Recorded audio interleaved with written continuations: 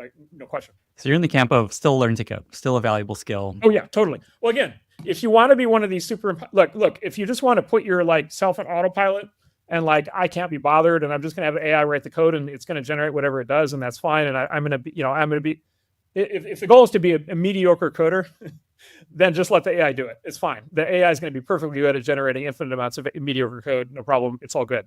If the goal is I want to be one of the best software people in the world and I want to build new software products and technologies that like really matter, then yeah, you 100% want to you want to go all the way down. You want your skill set to go all the way down to the assembly and machine code. You want to understand every layer of the stack.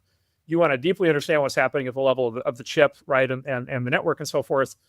By the way, you also really deeply want to understand how the AI itself works, right? Because you want to, right? Because if people understand how the AI works, they're clearly able to get more value out of it than somebody who doesn't understand how it works.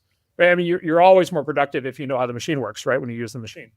And so, yeah, the super empowered individual on the other end of this that wants to do great things with the new technology, yes, you 100% want to understand this thing all the way down the stack. Because you want to be able to understand what it's giving you, right? And when something doesn't work or when something isn't right, you want to be able to really quickly understand why that is.